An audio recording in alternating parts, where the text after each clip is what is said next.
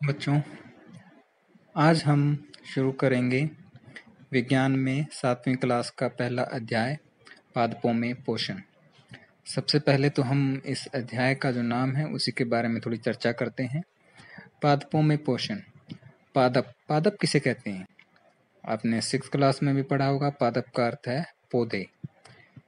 पौधों को पादप भी कहा जाता है और पोषण का मतलब है उनका वो भोजन जो उनके सभी पोषक तत्व प्रदान कर सके। तो इस पाठ के अंदर हम पढ़ेंगे कि पादप यानी कि पेड़ पौधे अपना भोजन कैसे बनाते हैं, अपना पोषण कैसे करते हैं। इससे पहले कि मैं इस पाठ को शुरू करूं, एक चीज मैं पूछना चाहूंगा कि इस दुनिया के अंदर खाना कौन कौन बना सकते हैं। मेरा सबसे पहला प्रश्न यही होगा जब हम मिलेंगे कि खाना आपके घर में या इस दुनिया में कौन कौन बना सकता है। तो आज तक जो मुझे उत्तर मिले हैं, आप भी जरा सोच के बताइए कि खाना कौन कौन बना सकता है। तो आपके जो जवाब मुझे आज तक मिलते रहे हैं और जिसकी मैं उम्मीद करता हूं कि आप मुझे बताएंगे कि खाना मम्मी बना सकती है, दादी बना सकती है, पापा बना सकते हैं, ऐसा कुछ जवाब। और आपके हिसाब से ये ठीक भी है, लेकिन आज इस धारणा को बदलना है। अब मैं आपको बताऊंगा कि खाना इस दुनिया में केवल और केवल पेड़ पौधे यानी कि पादप ही बना सकते हैं। अब आप कहोगे ऐसा कैसे है? मेरी मम्मी भी खाना बनाती है, कभी कभी मेरे पापा भी बना लेते हैं, तो पेड़ पौधे ही कैसे बना लेते हैं? हमने तो कभी नहीं उनको खाना बनाते देखा।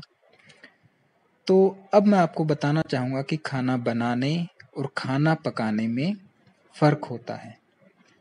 जो आपकी मम्मी, आपके पापा या हम घर में जो करते हैं वो खाना पकाना होता है, ना कि बनाना। पेड़ पौधे खाना बनाते हैं, भोजन का निर्माण करते हैं।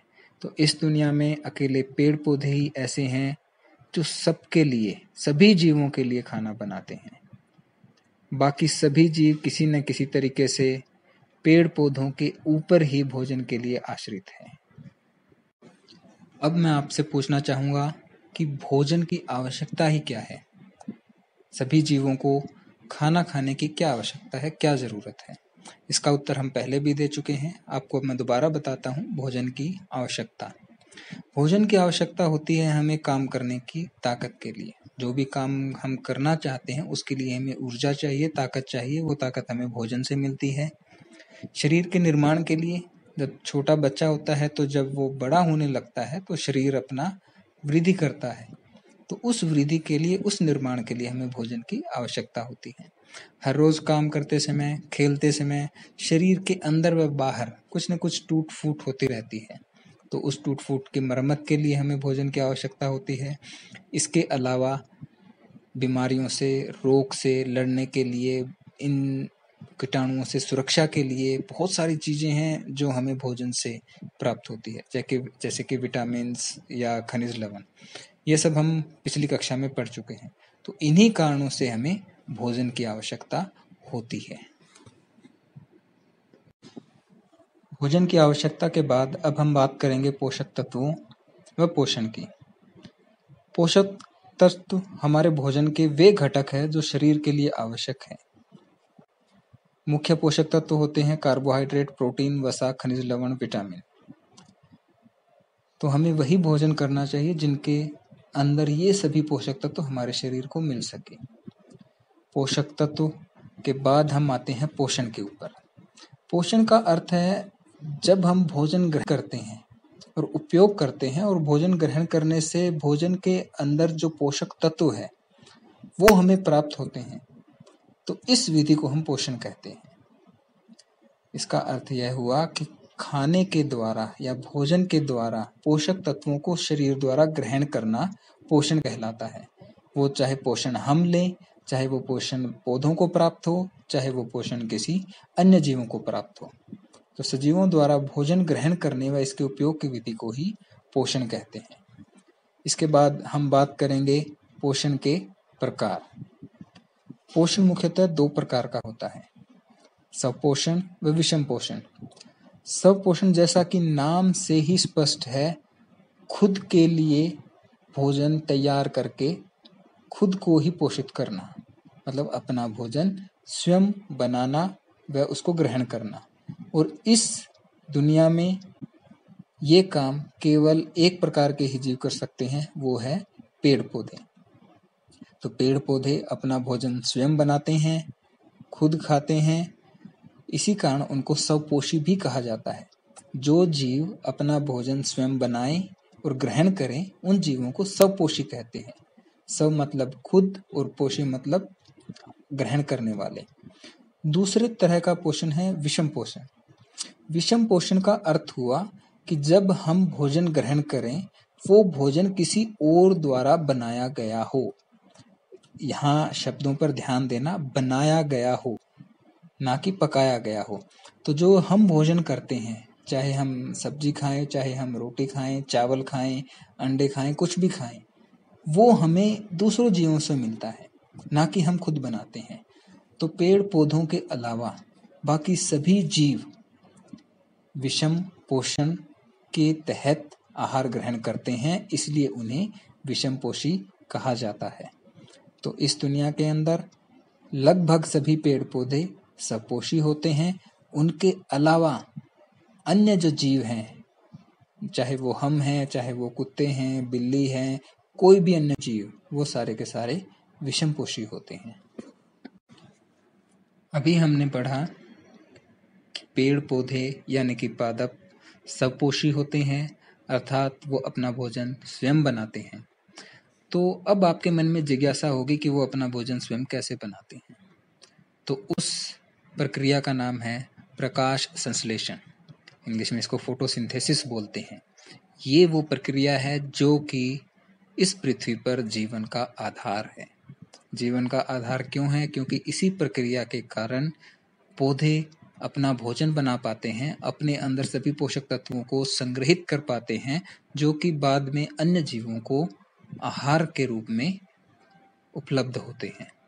अर्थात सभी जीवों को भोजन देने का कार्य पेड़ पौधे ही करते हैं, और उसके लिए केवल यही प्रक्रिया प्रकाश संश्लेषण उत्तरदायी है। अब प्रकाश संश्लेषण प्रक्रिया होती क्या है? प्रकाश संश्लेषण क्रिया वह क्रिया है जिसके तहत पौधे सूर्य के प्रकाश की उपस्थिति में अपने भोजन का निर्माण करते हैं। मुख्यतः क्या होता है? पौधे वायुमंडल से कार्बन डाइऑक्साइड गैस लेते हैं, भूमि से जल लेते हैं, और सूर्य के प्रकाश और क्लोरोफिल की सहायता से वो कार्बोहाइड्रेट बनाते हैं और ऑक्सीजन गैस को छोड़ते हैं। तो यहाँ से अपने को दो चीजें मिलती है। एक तो सभी जीवों के सांस लेने के लिए सबसे जरूरी गैस ऑक्सीजन उत्पन्न होती है। दूसरा, कार्बोहाइड्रेट नाम का एक पोषक तत्व जो कि हमारे भोजन का एक महत्वपूर्ण घटक है, वो उत्पन्न होता है। तो प्रकाश संश्लेषण प्रक्रिया से मुख्यतः कार्बोहाइड्रेट का निर्माण होता है। तो ये प्रक्रिया इस पृथ्वी पर जीवन का आधार है, क्योंकि इसी प्रक्रिया के कारण ऑक्सीजन की उत्पत्ति होती है। उसके बाद हम बात करेंगे पादपों की खाद्य फैक्ट्री। मतलब पेड़ के अंदर या पौधे के अंदर खाना कहाँ बनता है। तो अगर आप थोड़ा सा सोचेंगे तो बता पाएंगे कि पौधों के अंदर खाना बनाने के लिए जो सबसे ज्यादा जगह होती है वो उनके पत्ते होते हैं। तो खाद्य पदार्थों का संश्लेषण उनकी पत्तियों में होता है, इसलिए पत्तियां पादप की खाद्य फैक्ट्रियां हैं। मतलब वहां पर भोजन का निर्माण होता है। अब हम बात करते हैं रंध्र की, स्टोमेटा जिसे कहा जाता है। हर एक पत्ती के अंदर छोटी छोटी कोशिकाएं होती हैं, और इन कोशिकाओं के अंदर द्वार होते हैं। द्वार मतलब दरवाजे होते हैं। उन दरवाजों का काम क्या होता है कि वो वायुमंडल के साथ गैसों का आदान प्रदान करती है। जैसे कार्बन डाइऑक्साइड को लेना, ऑक्सीजन को छोड़ना, क्योंकि जब वो सांस लेते हैं, पेड़ पौधे जब सांस लेते हैं तो वो ऑक्सीजन गैस का प्रयोग करते हैं और कार्बन डाइऑक्साइड गैस छोड़ते हैं। लेकिन जब वो भोजन बनाते हैं, भोजन बनाने का अर्थ है प्रकाश संश्लेषण क्रिया करते हैं, तब वो वायुमंडल से कार्बन डाइऑक्साइड गैस लेते हैं व ऑक्सीजन गैस को छोड़ते हैं। तो वो गैसों का आदान प्रदान इसी दरवाजे यानी कि द्वार के द्वारा होता है और इस द्वार को हम कहते हैं रंध्री द्वार। इसके बाद एक बहुत महत्वपूर्ण पदार्थ, अब हम बात करते हैं पौधों के अंदर उपस्थित एक खास वर्णक की। इस वर्णक का नाम है क्लोरोफिल। क्लोरोफिल पौधों की पत्तियों में उपस्थित एक हरे रंग का वर्णक होता है और यह बहुत महत्वपूर्ण काम करता है। इसका पहला काम पत्तियों को हरा रंग प्रदान करना। आपने देखा होगा जितने भी पेड़ या पौधे होते हैं उनके पत्ते लगभग हरे ही होते हैं, कुछ एक पेड़ पौधों को छोड़कर। और इसका दूसरा सबसे महत्वपूर्ण काम सूर्य के प्रकाश को अवशोषित करके भोजन तैयार करना। आपको याद होगा हमने थोड़ी देर पहले पढ़ी थी प्रकाश संश्लेषण क्रिया। तो उस क्रिया के अंदर भोजन बनाने के लिए हमें बहुत सारी चीजें चाहिए थी। आप उस इक्वेशन को, उस समीकरण को एक बार दोबारा देखिए। कार्बन डाइऑक्साइड, जल, सूर्य का प्रकाश और क्लोरोफिल। केवल पौधों के पास ही यह ताकत है, यह शक्ति है जिससे कि वो सूर्य के प्रकाश को अवशोषित करके उसके अंदर उपस्थित जो ऊर्जा है उसका उपयोग करके उससे भोजन बना सके। सूर्य के प्रकाश को हम भी ग्रहण कर सकते हैं, उससे जो ऊर्जा मिलती है, गर्मी मिलती है, उसको हम भी ग्रहण कर सकते हैं, लेकिन उस ऊर्जा का हम प्रयोग नहीं कर सकते। ठीक है, हम उसको मशीनों के द्वारा प्रयोग कर सकते हैं, जैसे कि हमने सोलर पैनल बनाए हैं जो उसको विद्युत ऊर्जा में परिवर्तित कर देते हैं, लेकिन मनुष्य खुद नहीं कर सकता उस ऊर्जा का कुछ। ये ताकत या ये वरदान केवल पौधों को ही मिला है कि वो सूर्य के प्रकाश से ऊर्जा लेकर उसे अवशोषित करके अपना भोजन तैयार कर सकते हैं। इसी कारण समस्त पृथ्वी के ऊपर जो भोजन तैयार करते हैं वो पौधे करते हैं। इसके बाद हम देखते हैं कि पत्तों के अलावा क्या पौधों के अन्य भागों में प्रकाश संश्लेषण की क्रिया होती है। क्योंकि अगर आप छोटे पौधों को देखें तो उनको जो तना होता है, जो टहनियां होती है, वो भी हरे रंग की होती है। तो पादप के जो दूसरे भाग जैसे हरे तने, हरी शाखाओं में भी प्रकाश संश्लेषण होता है। और अगर हम ध्यान दें तो पौधे बहुत ज्यादा समझदार होते हैं या प्रकृति ने उन्हें ऐसा बनाया है। मरुस्थल के अंदर जो पौधे होते हैं वो ज्यादातर कांटे वाले होते हैं। आप कोई भी पौधे देखोगे मरुस्थल के अंदर जाके, रेगिस्तान में या राजस्थान में जाकर, उनमें पत्ते कम होते हैं, कांटे ज्यादा होते हैं, टहनियां कम होती है। एक उदाहरण लीजिए कैक्टस। कैक्टस की जो पत्तियां हैं वो अब शूल बन चुकी हैं। शूल मतलब कांटों की तरह हो चुकी है, लंबे लंबे कांटे होते हैं। इन पादपों के, इन पौधों के तने हरे होते हैं, जिसका कारण है कि वो प्रकाश संश्लेषण कर पाए, भोजन बना पाए। पत्तियां नहीं होती क्योंकि पत्तियां क्या है, पानी को बाहर निकालती है पेड़ पौधों से, वाष्पोत्सर्जन के द्वारा वो पानी का नुकसान करती है। इसलिए राजस्थान के जो पेड़ पौधे होते हैं उनमें पत्तियां कम होती है। तो पौधों के अन्य भाग पत्तों के अलावा भी प्रकाश संश्लेषण की प्रक्रिया को करते हैं।